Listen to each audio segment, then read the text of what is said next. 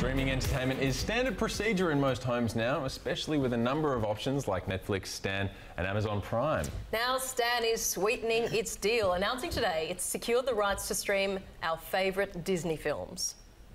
Your wish will soon come true with just the bare necessities of life.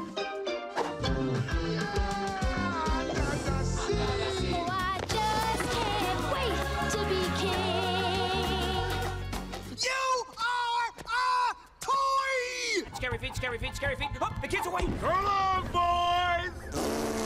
Sweet. Totally.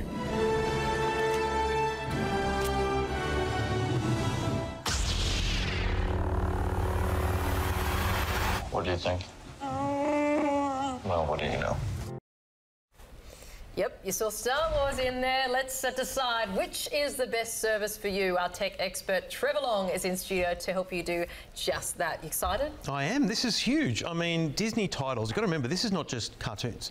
This is Marvel, this is Lucasfilm, we're talking Star Wars. There's a big catalogue because Disney is one heck of a big company. I feel like we buried the lead there. Like the Star Wars thing is like... it's true, actually. Yeah. I'm not a massive Star Wars fan, but there's some people that would go, they'd pay $10 a month just to stream that stuff. So I think the addition of this to Stan is a huge boom for them because all these companies need an incentive to sign people up. There's the need to keep people and there's the need to get new people. And Stan's problem, I think, is getting new people because they've hit that critical mass that they were going to get through their base catalogue. So it's a massive deal for Stan. I will say, though, the only thing that's not really talked about today is Disney in 2019 is launching their own service called Disney Plus. Now, is that going to come to Australia? Is this deal short? Is it 6 months or 12 months only? But you know what? Even if it is, Mike Sneesby, the CEO of Stan, still a good deal. Because if you sign up 100, 200,000 people who want Disney and then they get exposed to a bunch of Stan content and go, oh, I'll have both. So that I think is the lure, and get people in and give them more. Absolutely. Trevor, okay, what about the broader landscape in Australia? What else is out there and what's maybe cheapest? Well, you know, there's a lot out there. You've got Stan, you've got Netflix, you've got Amazon Prime. There's even individual ones like Hey You, which is just kind of reality TV shows. There's no doubt kind of Netflix is the big brand, and they essentially, on the monthly basis, they seem cheapest, but Amazon Prime is something like $5 a month introductory and then $7 after that. But they don't have a huge catalogue. So you do have a lot of choice. And remember, none of these things have a contract.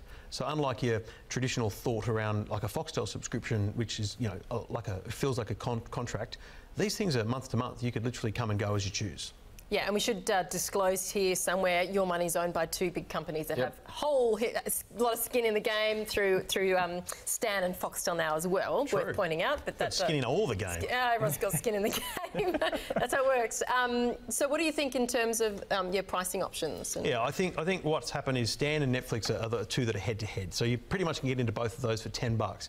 And you know, people that haven't tried this, $10 a month for a start. Most of them have a free trial, but you do have to put a credit card down. $10 a month is a very small amount of money to pay for a month or two just to see what's out there. Because you've got to remember, it's not just TV shows, it's movies. There's a whole really deep dive catalogue there. And the other thing is, you've really got to try them well to find it. Because if you just watch one or two things, it's not going to learn you well. Watch a bunch of shows and then it'll recommend more to you because you can't browse a whole catalogue.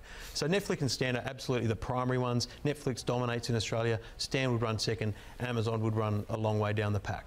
Pricing-wise, are we paying the same, correct me if I'm wrong, but we pay the same as they do in America, but we only get around a third of the titles, so the value just seems to be so much worse. Yeah, there's been some really interesting research done recently about the depth of the catalogue, so basically the cost per title. Now, Australia doesn't rank too badly in that sense. There's some other countries that are just awful, but, you know, dollar for dollar, we pay a reasonable amount, but unfortunately, because we've got such a healthy media industry and we've got competitive industry like Stan, you've got a situation where Netflix can't own all the rights to everything, and that's why they now make their own shows.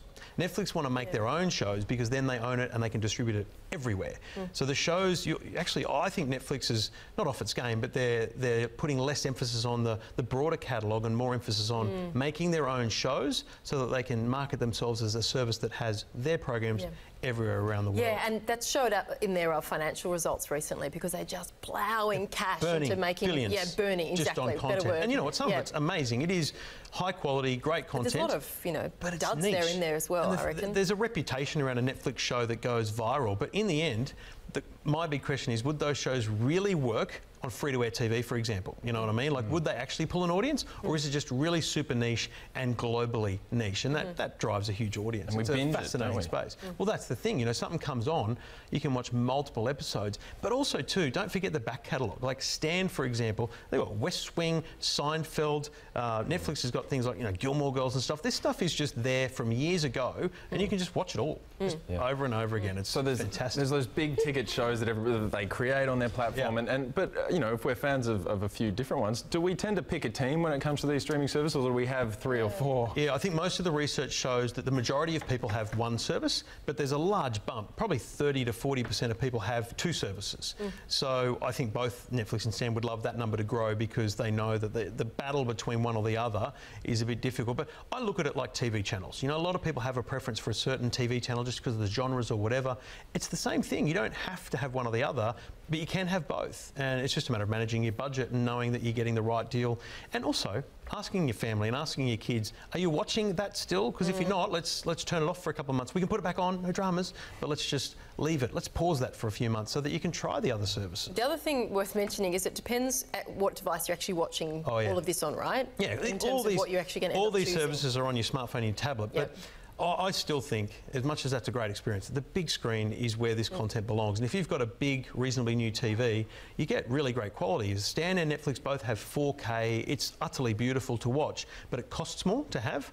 But the apps are built in. You buy a high-quality LG, Samsung, Sony or Hisense kind of TV, the big brands, you will get the apps for Stan and Netflix, and it makes it a really easy experience, and it makes it a high-quality experience. And I think that's the best way to experience streaming content, especially with people who've never tried before, because it's more, we're used to it. We're used to the big screen. I am just counting down until Game of Thrones is back on the air. I think it's early-ish next year. I mean, I'm over it Mate, now. Really? Toy Story's on Stan right now. Okay. I'm pretty excited about that Pixar. Here it's all here and now. So much to watch, so little time. So little time. Absolutely. Trevor Long, thank you very much from EFTM.com. Appreciate it.